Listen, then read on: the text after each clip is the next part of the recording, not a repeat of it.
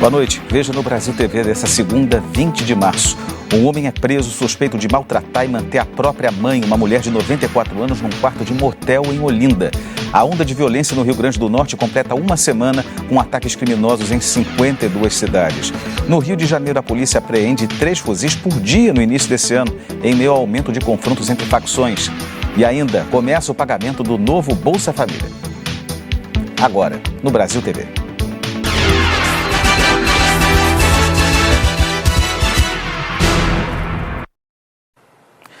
Uma mulher de 94 anos foi encontrada num quarto de motel em Olinda, onde era mantida em cárcere privado. A polícia prendeu o filho dela como principal suspeito. De acordo com a Polícia Civil, a mulher tem 94 anos de idade e passou 3 anos trancada dentro do quarto. Ela foi encontrada desorientada, sem noção de tempo e de espaço. O quarto era muito pequeno e não tinha janelas. A mulher estava sem roupas, com uma fralda e enrolada no lençol.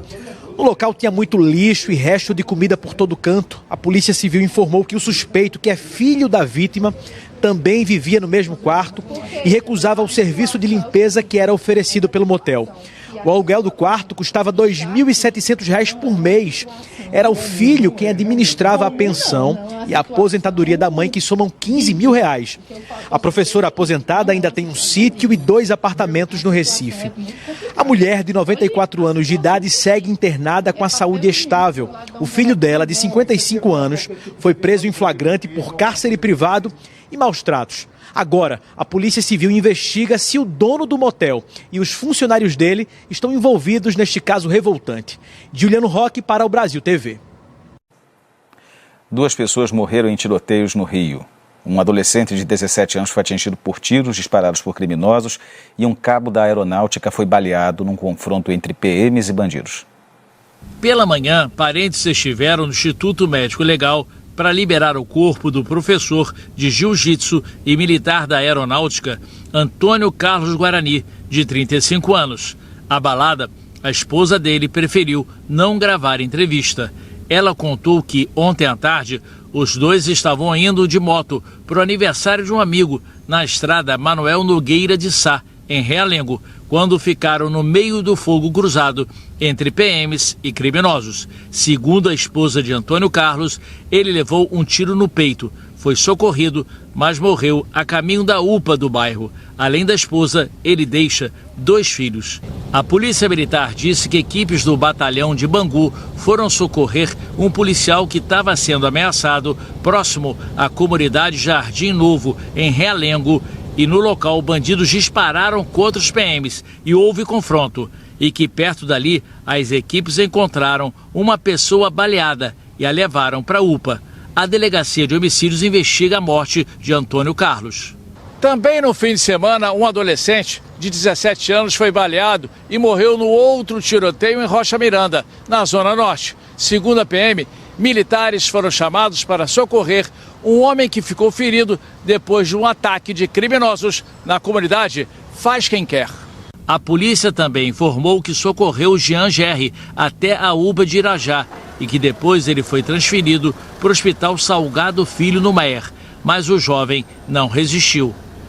Testemunhas confirmaram que no sábado, criminosos atiraram no carro num dos acessos à comunidade Faz Quem Quer, pensando que se tratava de uma invasão de uma facção rival, e acabaram atingindo Jean, que passava pelo local. Essa manhã, o corpo do estudante estava no IML, à espera de liberação. A Associação de Moradores do Morro Faz Quem Quer divulgou nota e lamentou a morte do adolescente, assim como o CIEP, onde Jean estudava.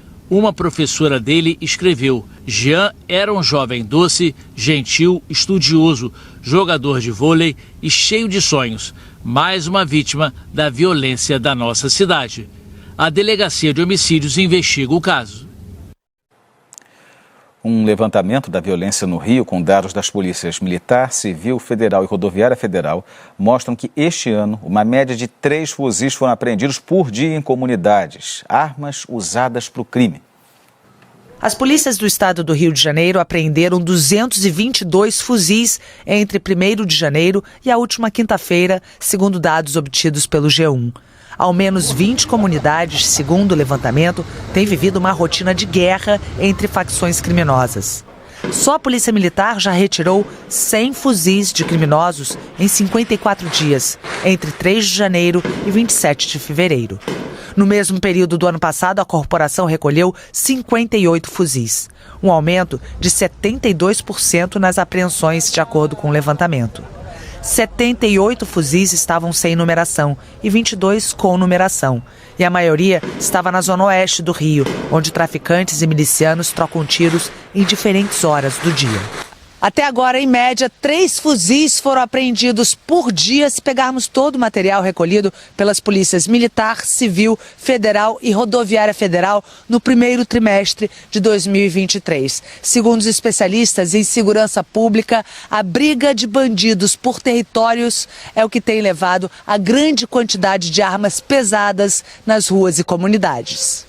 As disputas são cada vez mais constantes entre traficantes e milicianos por áreas nas zonas Oeste, Norte e Baixada Fluminense. Com isso, a circulação de fuzis aumenta em diferentes regiões da cidade. Essas armas chegam por vias rodoviárias, por portos e aeroportos, e aí quando a gente fala desses vetores de chegada desse tipo de armamento no Rio de Janeiro, a gente fala da Polícia Rodoviária Federal e da Polícia Federal como atores centrais para a gente não só entender como é que elas chegam, mas principalmente, né, construir operações baseadas em inteligência para evitar que elas cheguem exatamente à ponta do crime. Só na quarta-feira passada, a Polícia Federal fez a maior apreensão da história da corporação. Cerca de 1.000 armas em Nova Iguaçu, na Baixada Fluminense. Entre elas, 5 fuzis e 3 metralhadoras. O alvo foram 2 lojas que vendiam ilegalmente o arsenal, segundo a investigação. 4 suspeitos já haviam sido presos no mês passado. As armas de guerra que chegam ao estado acabam sendo usadas também para crimes urbanos, como roubos de carga, de carros e joalherias. Uma apreensão trabalhada com inteligência, você retira de circulação muitos fuzis, por exemplo. Ao passo que uma operação com muitos tiros, com muito esforço da polícia, com muito trauma para a comunidade, você apreende 1, 2, 3, quando no máximo 10 fuzis, por exemplo, que é uma grande quantidade para uma operação policial de varejo, que eu estou te falando. Quando você chega para comparar com uma única atuação da polícia de investigação, como a Polícia Federal, a Polícia Civil, quando bem incentivadas para isso, você tem uma quantidade muito maior do que essa quantidade que você apreendeu no varejo, com mais risco para a população, com mais risco para o policial, e a gente tem visto aí o número da letalidade pelas ações policiais no estado. A polícia de Mato Grosso do Sul procura um suspeito de matar a ex-mulher a facadas na frente da filha de 2 anos. Diego Queiroz. Olá, para poder encontrar esse homem, a polícia montou uma força-tarefa. O crime aconteceu em Ribas do Rio Pardo, cidade que fica no interior do estado, a 86 quilômetros da capital Campo Grande. Foi no último domingo. Segundo as investigações, Everton Pereira esfaqueou a ex-companheira na frente da filha do casal de apenas 2 anos de idade. Ainda de acordo com a polícia, depois de cometer o crime, ele deixou a criança na casa de familiares e fugiu. Daniele Alves Veloso, de 28 anos, chegou a ser socorrida pelos bombeiros, mas não resistiu aos ferimentos e morreu antes de chegar no hospital. Ela tinha medida protetiva contra o suspeito. As investigações também apontaram que eles estavam em processo de separação. A polícia tem pedido apoio da população para que denuncie o paradeiro de Everton. Esse é o 6º caso de feminicídio registrado só este ano aqui em Mato Grosso do Sul. Diego Queiroz, para o Brasil TV. Os ataques no Rio Grande do Norte chegaram ao 7º dia. 52 cidades já foram alvos. Hoje, o Ministério da Justiça anunciou um investimento de R$100 milhões na segurança pública. A segunda-feira começou com os pontos de ônibus lotados em Natal. Muito cheio, lotado. Olha a parada dos trabalhadores, quem trabalha aí, ó. Todo mundo quer chegar no seu destino, no seu trabalho. Hoje está complicado. Quem conseguiu usar o transporte público teve que ter paciência para encarar o trânsito congestionado e a superlotação. Horrível. A frota ainda está reduzida na capital do Rio Grande do Norte. Novos ataques criminosos foram registrados entre a noite de domingo e a madrugada de hoje. Em Grossos, criminosos atiraram várias vezes contra a fachada da Câmara Municipal de Vereadores. A porta de vidro ficou destruída. Criminosos tentaram incendiar uma base da Polícia Militar na zona sul de Natal. Eles jogaram um coquetel molotov contra a entrada do prédio. A porta e a janela ficaram manchadas pela fumaça, mas as chamas não se alastraram. Hoje pela manhã foi encontrada uma bomba dentro de um supermercado na capital. A polícia prendeu hoje o suspeito de matar o policial penal em um ataque na região metropolitana de Natal na última sexta-feira. Há um salvo geral para essa desordem e o específico para atentar contra os agentes de segurança pública. O governo do Rio Grande do Norte registrou mais de 280 ataques desde a última terça-feira. O estado recebeu nos últimos dias o reforço de 700 agentes das Forças Federais de Segurança e de estados como a Paraíba e o Ceará. O ministro da Justiça, Flávio Dino, está em Natal desde ontem e passou a manhã reunido com a governadora Fátima Bezerra, do PT. Em entrevista no fim da manhã, Flávio Dino anunciou o investimento de R$100 milhões do Fundo Nacional de Segurança Pública para o Rio Grande do Norte.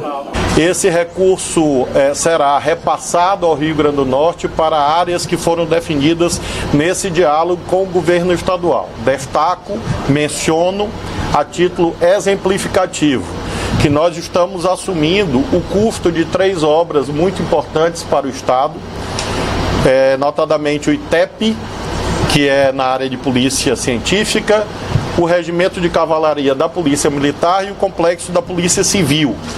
Essas despesas serão assumidas pelo governo federal, pela Secretaria Nacional de Segurança Pública, o que vai permitir que a senhora governadora dirija esses recursos que iriam para essas obras para aquisição de viaturas e de armamentos imediatamente.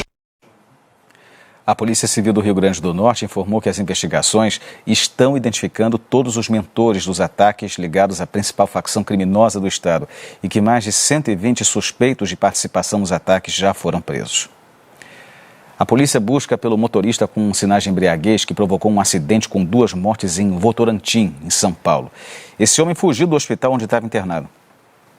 Esse acidente foi na estrada que dá acesso à represa de Tupararanga, aqui na região de Votorantim.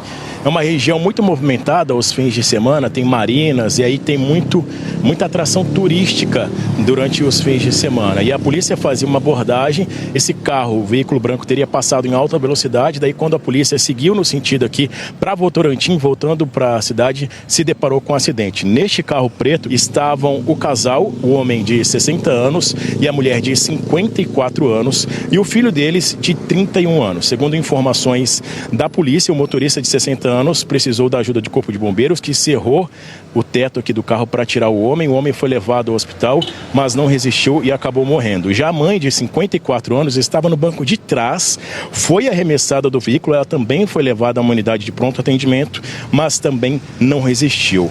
O menino de 31 anos, o jovem de 31 anos, machucou a perna. Ele está internado ainda aqui no hospital da cidade. As vítimas foram identificadas como José Rubens Martinelli, de 60 anos, e Maria Aparecida de Oliveira, de 54 anos. O filho é o William de Oliveira Martinelli, de 31 anos. No carro branco estava o homem de 44 anos. Ele estava dirigindo este veículo de luxo. Ele foi abordado pelos policiais e, de acordo com o boletim de ocorrência, a equipe percebeu que ele apresentava cheiro de álcool e que havia latas de cerveja no carro, sendo que algumas estavam cheias e outras vazias. O homem se recusou a fazer o teste de bafômetro. Ele foi levado para o hospital, mas como a gente falou anteriormente, ele acabou fugindo do hospital e agora ele é procurado pela polícia. O nome dele, o motorista, ele foi identificado como Regis Hermínio Cândido. Esse é o motorista de 44 anos que foi identificado com sinais de embriaguez nesse acidente em Votorantim.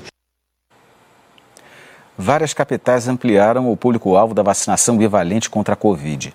Em São Paulo, grávidas já podem procurar os postos e em outras cidades como o Rio, o chamado é para todos os grupos prioritários arregaçarem as mangas e receberem essa dose de reforço.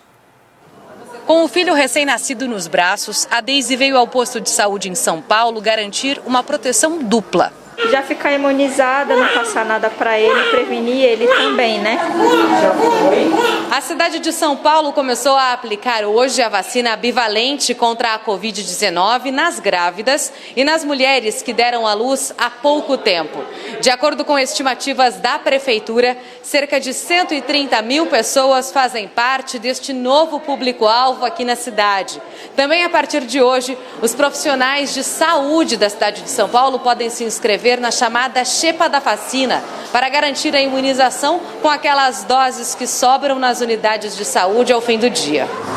Para tomar a bivalente, que protege contra a variante original e as subvariantes do coronavírus, é preciso já ter se vacinado com pelo menos 2 doses monovalentes e respeitar um intervalo mínimo entre as aplicações. A Cibele deu à luz há 9 dias. Viu hoje cedo na TV que poderia se vacinar e correu para a unidade de saúde. Mas vai ter que esperar mais um pouquinho para respeitar esse intervalo. Tem que aguardar 4 meses. 4 meses. A vacina bivalente já foi aplicada mais de 1.860.000 vezes no estado de São Paulo. Em todo o Brasil, mais de 4.530.000 doses já garantiram a proteção da população. Número que deve subir com a ampliação da vacinação hoje em mais capitais do país. Em Maceió e Fortaleza, gestantes e puérperas também passam a ser o foco da campanha. Em Curitiba, são as pessoas com mais de 60 anos que agora podem procurar a bivalente nos postos. Mesmo com a vacina, você pode pegar a doença, mas você pega com sintomas mais leves. Eu acho que isso é importante, né? Aracaju, Recife e Rio de Janeiro anunciaram que a imunização já está disponível para todos os grupos prioritários, assim como Goiânia, que antecipou o cronograma devido à baixa procura. A Sociedade Brasileira de Infectologia lembra que a vacina é segura. Mais que isso, ela é necessária. Porque se nós formos levar em consideração que cerca de 40 a 50 pessoas ainda morrem por Covid todo dia no Brasil, nós temos mais de 1.000 óbitos por mês. Então, mesmo que nós não tenhamos o mesmo impacto trágico que houve no passado, de mais de 3, 4 mil mortes por dia, a Covid-19 ainda é uma importante doença que leva a casos graves em pessoas não vacinadas ou incompletamente vacinadas. A seguir, as medidas de Pernambuco para evitar novos incidentes com tubarões.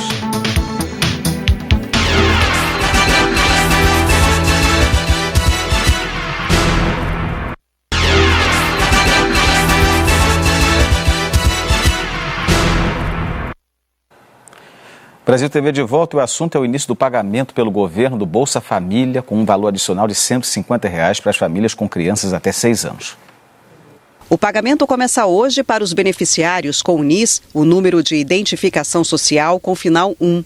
Até o fim do mês, mais de 21 milhões de famílias vão receber o benefício. Desse total, 700 mil são novas dentro do programa, que, segundo o governo federal, vai desembolsar o maior volume médio da história, 14 bilhões de reais em março. As famílias que têm crianças de 0 a 6 anos vão receber um adicional de R$ 150 por criança. O governo também prometeu outro adicional de R$ 50 para famílias com crianças e adolescentes de 7 a 18 anos e para gestantes. Mas esse segundo valor extra só começa a ser pago em junho. Para as vítimas das chuvas no litoral norte de São Paulo e da estiagem no Rio Grande do Sul, o governo federal criou uma exceção.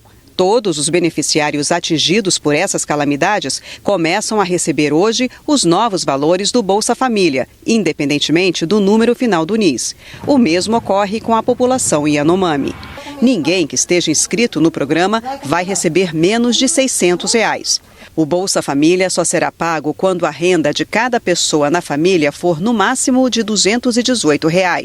É preciso estar inscrito no Cadastro Único com dados corretos e atualizados. A atualização pode ser feita direto no aplicativo do programa, disponível para celular e computador. A partir de maio, o Ministério vai enviar cartas e mensagens nos extratos do beneficiário quando encontrar alguma inconsistência no cadastro único que precise ser corrigida. São alertas de averiguação de registro, de bloqueio do pagamento e de cancelamento do benefício quando, por exemplo, for identificado que a renda da família é superior à permitida para fazer parte do programa. A secretária de Renda do Ministério do Desenvolvimento Social diz que estados e municípios precisam contribuir contratando mais funcionários para agilizar o atendimento nos postos a partir de maio, mas que as famílias podem ajudar, mantendo o cadastro sempre atualizado. Se houve algum óbito na família, se houve algum nascimento na família, é extremamente importante que cada família atualize os dados,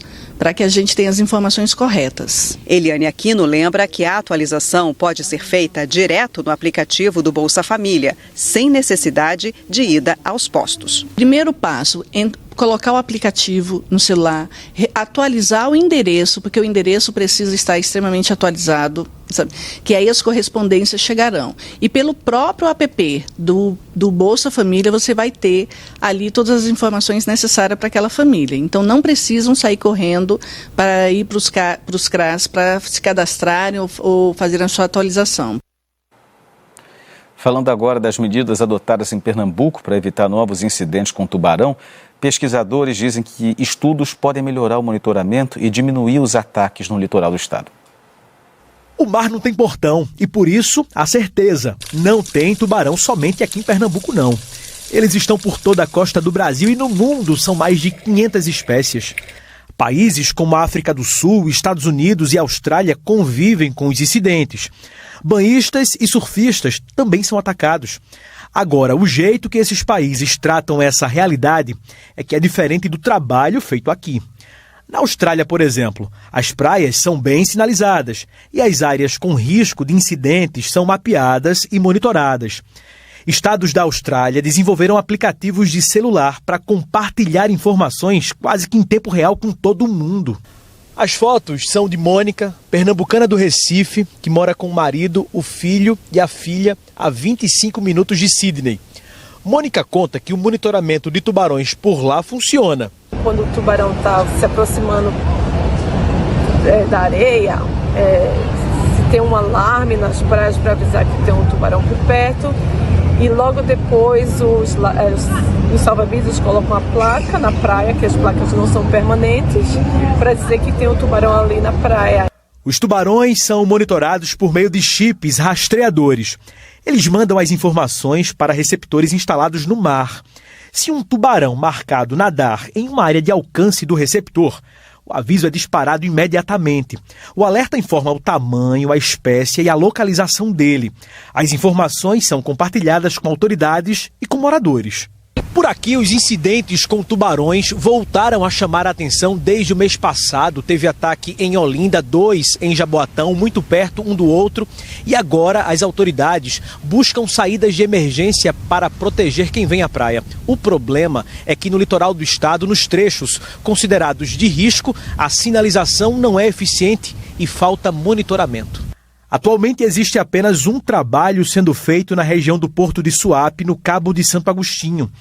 Esta pesquisadora da Universidade Federal Rural de Pernambuco lembra do Protuba, projeto que rastreou tubarões nas praias pernambucanas por 10 anos. Esse monitoramento foi interrompido em 2015. O barco Sinuelo, usado nas pesquisas, está abandonado. Semanalmente a gente ia, na embarcação Sinuelo, capturava, fazia um esforço de captura, na verdade, para capturar esses animais. Esses animais subiam a bordo e nós utilizávamos duas tecnologias, que era a telemetria acústica e a telemetria via satélite, que são tipos de marcações para monitorar esses animais enquanto eles estão vivos. Nós instalamos 25 receptores ao longo da costa, desde o Pina até o Paiva.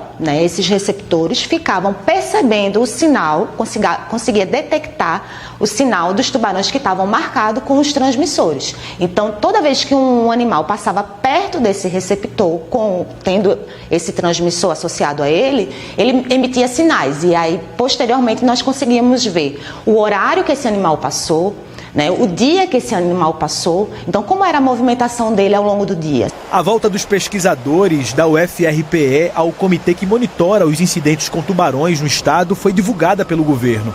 Os estudos, que já existem, mesmo antigos, devem ser levados em consideração. A gente entende o padrão de movimentação de algumas espécies, são espécies que vivem mais no ambiente costeiro ou se afastam desse ambiente costeiro. E o que a gente vai poder fazer é comparar com esses resultados desses 10 anos. Mas o que aconteceu nesse período que a gente não tinha o Protuba funcionando, esse programa de monitoramento, vai ficar uma interrogação. Outras notícias logo mais no JM às 8h30, hora de Brasília. Uma ótima noite e até amanhã.